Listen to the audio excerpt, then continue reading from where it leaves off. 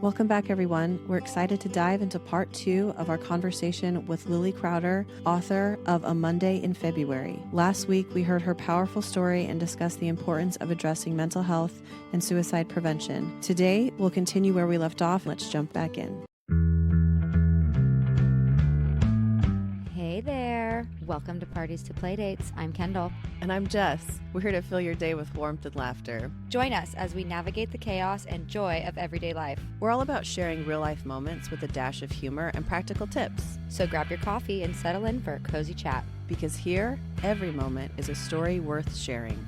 No topic is off limit. And every listener is a friend. Let's get this party started.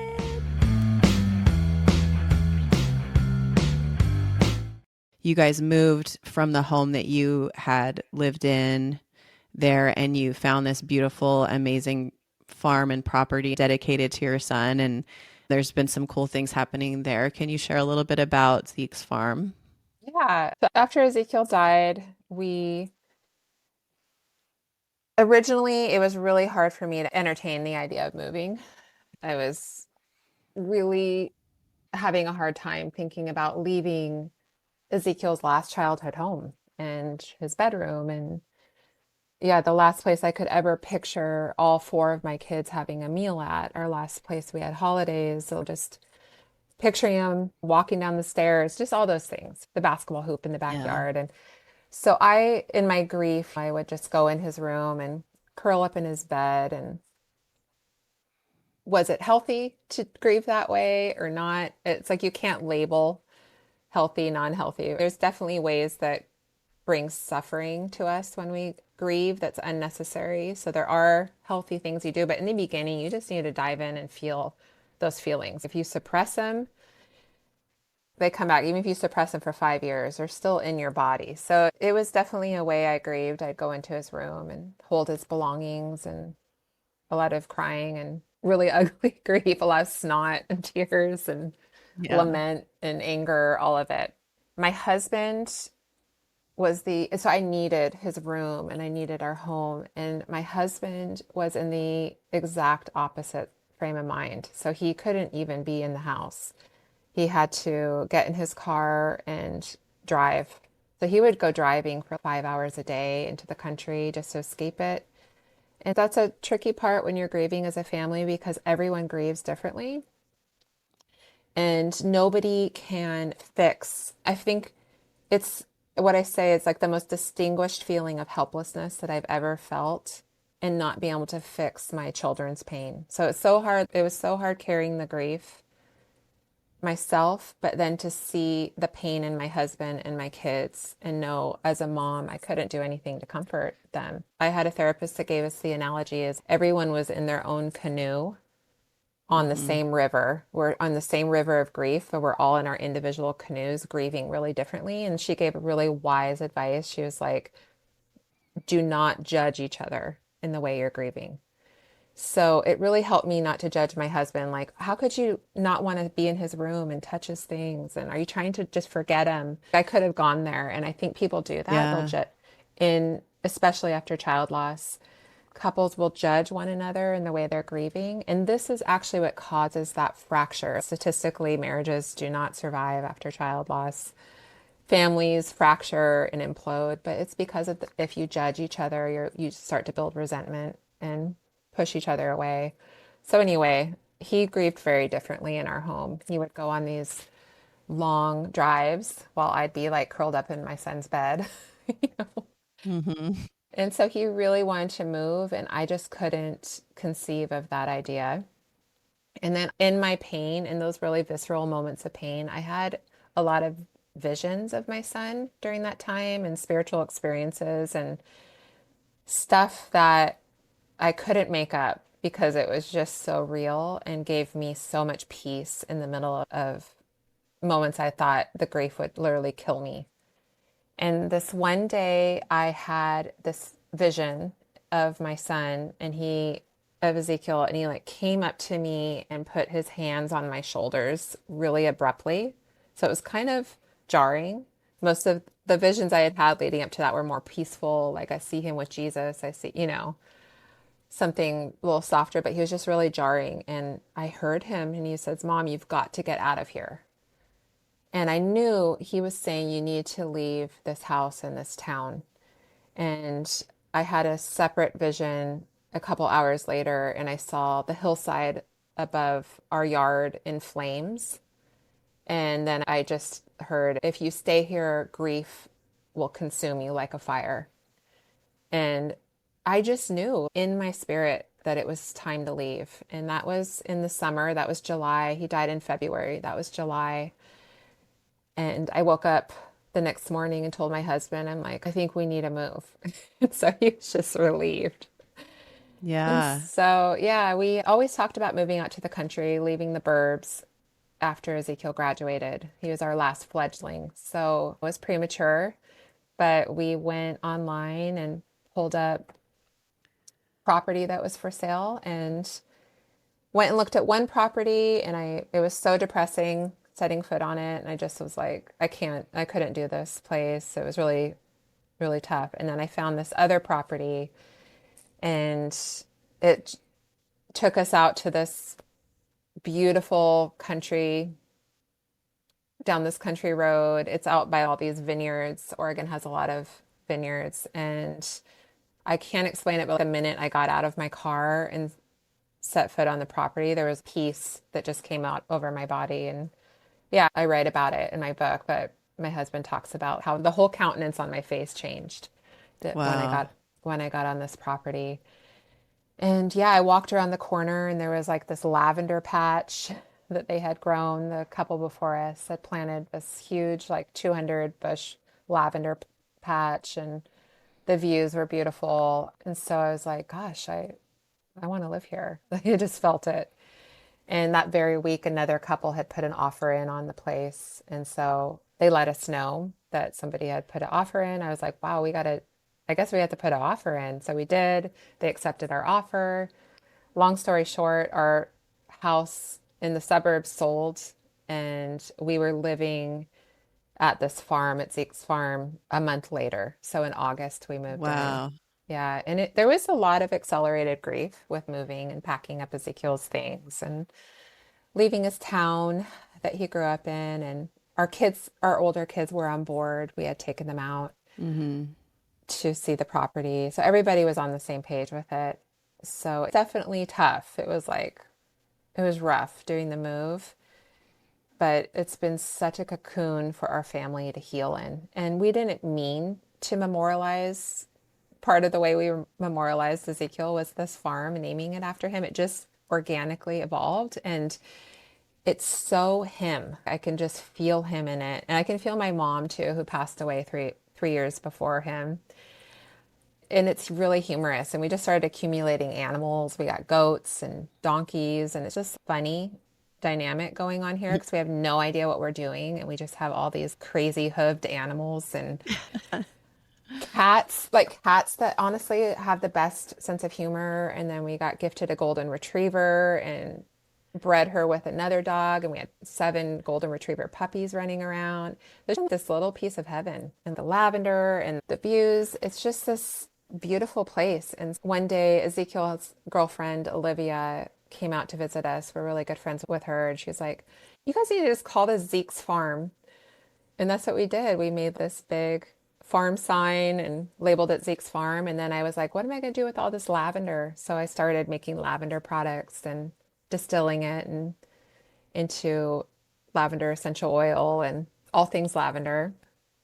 And we named it Zeke's Farm and started an online store and just used the proceeds to do nonprofits. We have a home in India and a home in the Philippines. We don't make really any money off the lavender products, but Yeah. it's something to support feeding our animals. And it's just been this oasis for other people to come and heal at too. Ezekiel's friends will come out here. They put a cross that they had made for him on the property, and we've had barbecues and pizza nights out here with his friends, and other people that have experienced child loss have come out here to be with the animals. And I can't describe it, but it is so heavenly here.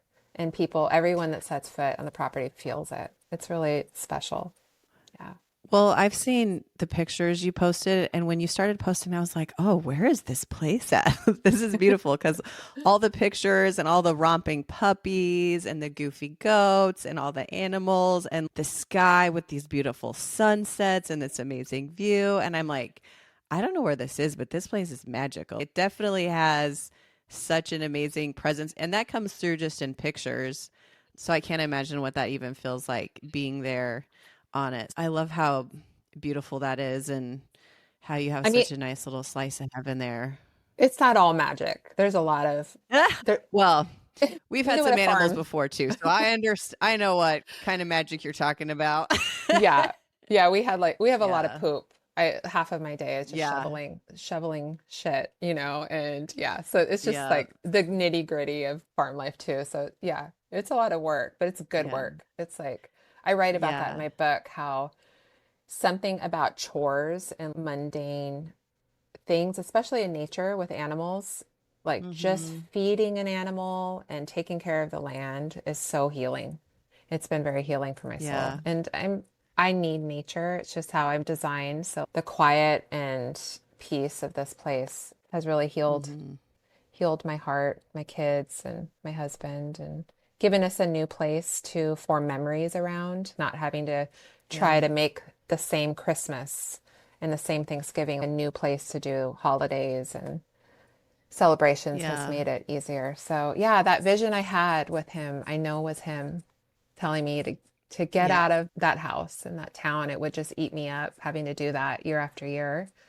Drive by his school, Yeah. drive by the cemetery that he's buried at, drive by the football field that he played at every day. I think it was just too much. So, yeah, it's just like Yeah. a gift. Well, and like you said, with child loss, a lot of times couples don't make it out. And I thought that's a really important part of understanding how people grieve and that you can't change it and you can't fix them, and how you really have to give people a lot of room to just do what they need to do to experience that and to work through what they're doing. I feel like that's something I've been fortunate enough not to lose a lot of people that are super close to me, but I've had other friends that have had extreme losses, and I can see how there could be a tension there and there could be a resentment that's built. And so I love that you included that in your book because it's a really important message when you're interacting with people that have experienced those kind of situations, and just the way that you talk about how people came around you to walk you through different things and being around and being helpful in different ways and what that looks like. I feel like gave me so many tools to have for when I have friends that encounter something like that, that I feel like I can be a better friend to those people that are experiencing terrible things. Yeah, even in parenthood, the way I know your heart, even for sharing stories here on your podcast, is to talk about what it's like to be a mom of teenagers and then share that maybe with the moms who have preschoolers now. And yeah, this we need community. It takes a village, and we have such a individualistic society where everyone's trying to go at it alone. And we're not designed for that, especially women. Like they used to go out and do laundry together in groups and probably compare notes about their kids and their husbands and not feel so alone. And now we have all these isolated parents thinking they're flawed because their kids are having trouble. And it's just normal. It's just this stuff is meant to be shared in community, and you don't know how to do it. It's arrogant to think that I was going to have all the tools I needed for my kids and figure that out on my own. I need the wisdom of people that have gone through hard things and made it out. So, yeah, there's been every parent that's lost a child has been able to share their healing and their grief. I'm so grateful. I couldn't have done it alone. And then to honor the parents that have lost kids to suicide, say 20 years ago when it was still stigmatized and not talked about, and our churches and our Mm-hmm. religious leaders said that their children were going to hell. That's another reason why I do this is in honor. Yeah. I mean, I lost someone in my youth group to suicide when I was Ezekiel's age and he was Ezekiel's age. And nobody said anything about it in my youth group. And there was one woman who came up to me and said, you know, you go to hell if you take your life. And there's just so much ignorance, and there still is, you still have that stigma in some groups. And so even for me, grieving out loud and telling Ezekiel's story and normalizing talking about mental health and healing and hope is for me a way to honor even that young man. His name was Eddie, who took his life when I was young, and it was more stigmatized. So yeah, I just think about being a parent back then and having to go through this and not being able to talk about your grief openly because some ignorant jerk told you that your son was burning in hell. Oh my God, I can't even, the pain. I remember being younger and hearing things about that. And for so many years, and even still, some people have that perspective that they become, instead of being a victim, they become a villain. And all of a sudden, they're a bad guy. And that's not what's happening at all. That's another stigmatized aspect of suicide, is that it's this crime.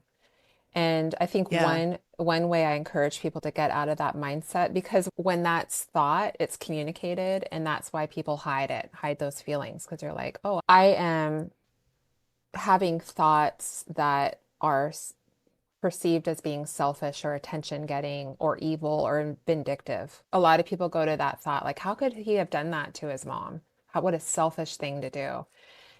And so the word committed suicide, I really encourage people to replace committed with died by suicide, because Mm. suicide now, with the education we have and what we know about it, is looked at as emotional cancer.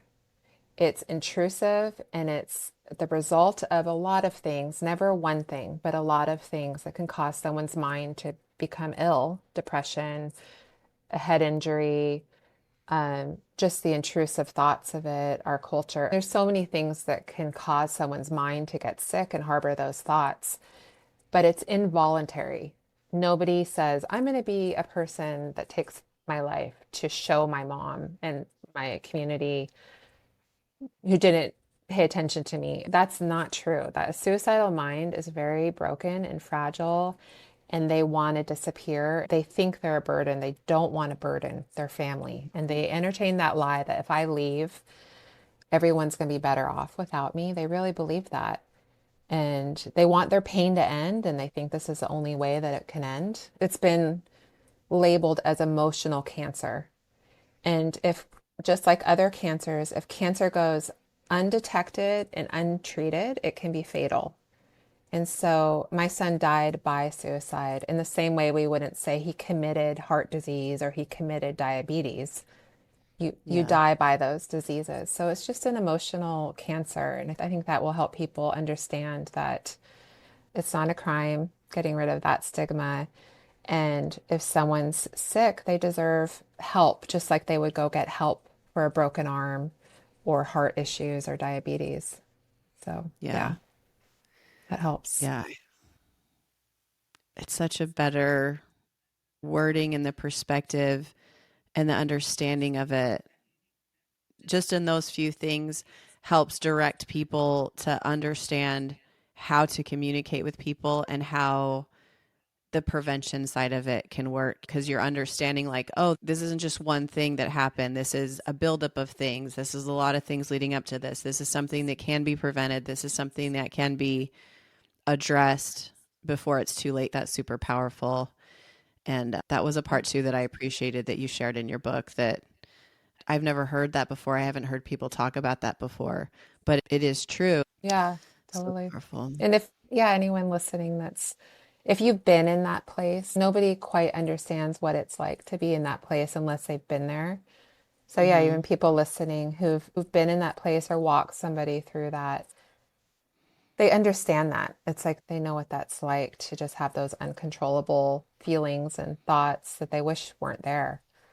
But there's just help. It's okay to ask for help for this type of sickness, and keep normalizing, reminding people that if your mind is sick, here's some signs to recognize that, and there's help.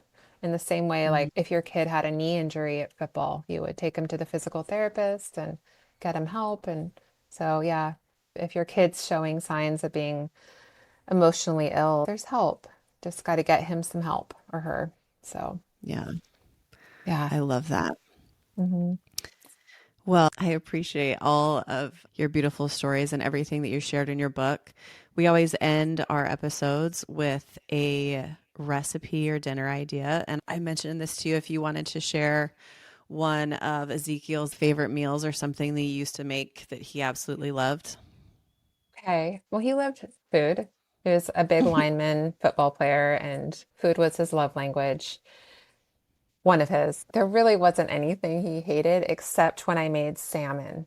And I just remember picking him up from football and him being like, "What's for dinner?" I'm like, "I made salmon." We lived in Alaska for a time and he would just be like, "Oh my God."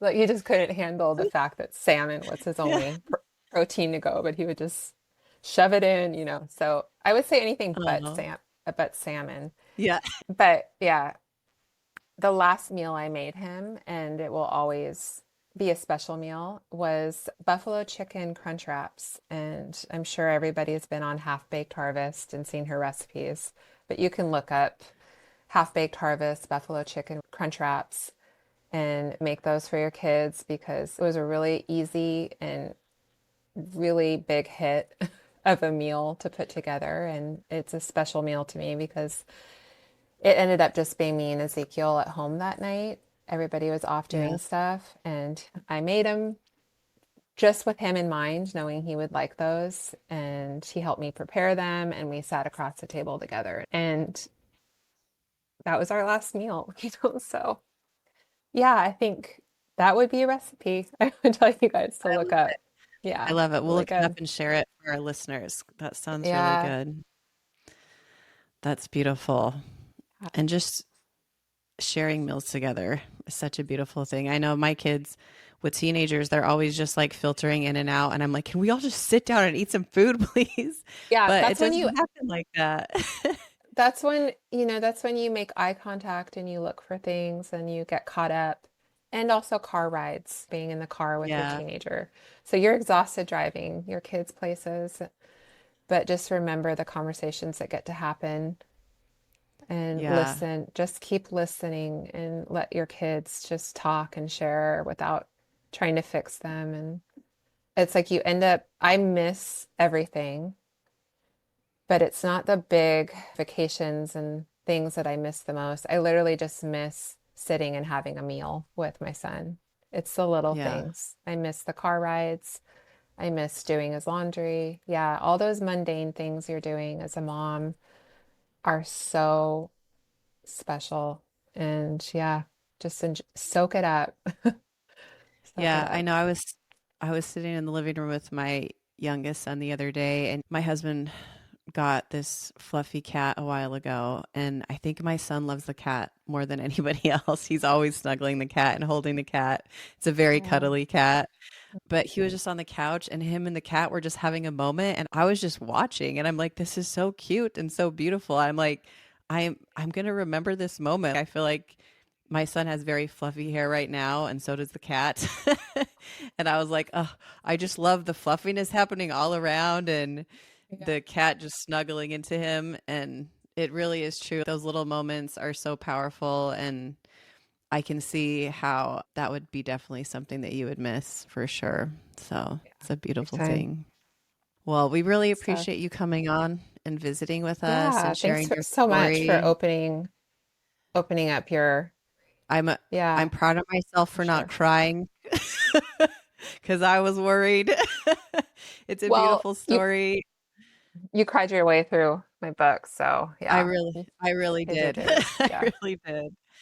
So Yeah. we No, appreciate it so much. I think it's good to just be able to laugh and have humor even around this topic. Just a reminder that Yeah, it doesn't have to be this big, heavy thing we discuss. It's just normalizing, talking about mental health along with physical health. And yeah, thank you so yeah. much for opening this up to talk about this hard subject. Appreciate it. Of course. We Uh, appreciate you. Thanks so much, Lily. We'll be sharing links for the lavender products so we can support that. Also, the book link. Yeah. Thank you. We really Appreciate it. appreciate you. Yeah, you too. Okay, bye-bye. Bye. And that, party people, wraps up another delightful episode of Parties to Playdates. We hope you're leaving with a smile, a story, and maybe a tip or two. Remember, life's journey is better shared with a friend. And we're so grateful to be part of yours. If you enjoyed today's chat, don't forget to rate and subscribe to our show. Your support keeps our community growing and our stories flowing. We want to hear from you. Please send us your thoughts, ideas, and questions to partiestoplaydates@gmail.com. You can also find us on Instagram, Facebook, and TikTok at Parties to Playdates. Until next time, keep embracing the chaos and finding the joy. Take care and stay connected, party people. Bye for now, and don't forget to laugh a little extra today. Bye.